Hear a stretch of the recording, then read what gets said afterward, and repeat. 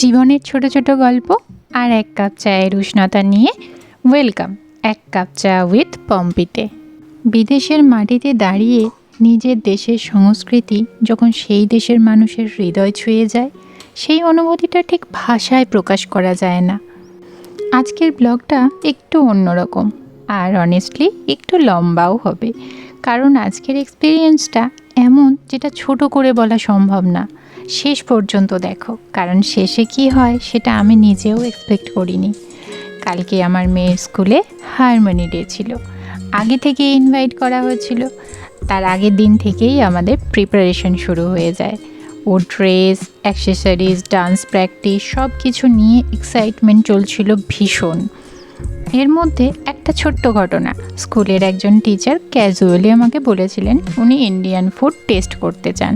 হয়তো সেটা ক্যাজুয়ালি বলা, কিন্তু আমি সেটা সিরিয়াসলি নিয়ে ফেলেছিলাম। তাই ভাবলাম নিজের হাতে কিছু বানিয়ে নিয়ে যাব। মিনি সিঙ্গারা, নিমকি, চিকেন টিক্কা এই সব করেছিলাম। কিন্তু প্রবলেম ছিল আমার শরীরটা একদম ভালো ছিল না, জ্বর ছিল। তবুও সামহাও সব অ্যারেঞ্জ করে ফেলেছিলাম, কারণ কিছু জিনিস আছে যেগুলো লজিক দিয়ে নয়, ফিলিংস দিয়ে করতে হয়। এটা ছিল ঠিক তেমনই একটা। সকালে আবার ফ্রেশ প্রিপারেশন, ওকে রেডি করা, নিজে রেডি হওয়া, সব কিছু ম্যানেজ করে ফাইনালি আমরা সেদিন স্কুলে পৌঁছেছিলাম। স্কুলে ঢুকেই একটা আলাদা ফিলিং হচ্ছিল।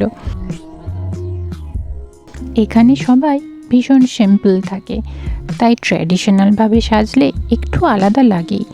নিজেকে একটু আউট অফ প্লেসও মনে হচ্ছিল, কিন্তু কখনো কখনো নিজেরটা ক্যারি করতে গেলে এই ফিলিংটা তো আসবেই। ধীরে ধীরে সবাই গ্যাদার করছিল, parents, teacher, students. Stage ready হচ্ছিল আর আমরা বসে অপেক্ষা করছিলাম প্রোগ্রামটা কখন শুরু হবে।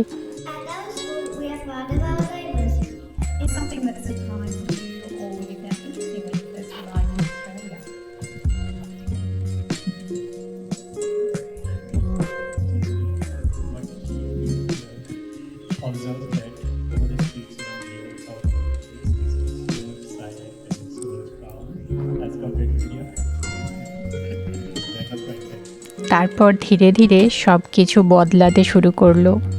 ওদের স্মাইল, অ্যাপ্রিসিয়েশন, রেসপেক্ট, যেভাবে সবাই আমার মেয়ের পারফরমেন্স দেখছিল, সেটা শুধু একটা ডান্স ছিল না, এটা একটা কানেকশন ছিল।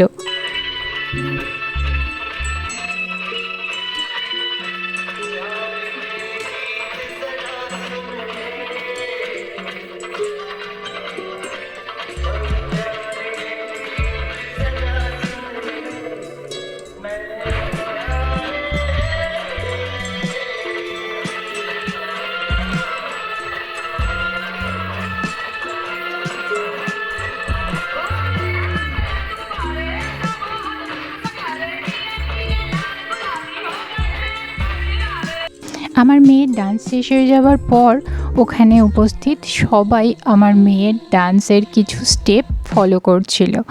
তো এই মুমেন্টটা আমার কাছে ভীষণ স্পেশাল হয়ে গেছিলো, কারণ বিদেশের মানুষ যখন আমাদের দেশীয় সংস্কৃতির সঙ্গে নিজেদের মেলাতে চেষ্টা করে, সেই ফিলিংসটা সত্যি ভাষায় বোঝানো সম্ভব না। একটা আলাদা আনন্দ, একটা আলাদা গর্ব কাজ করে ভিতরে ভিতরে।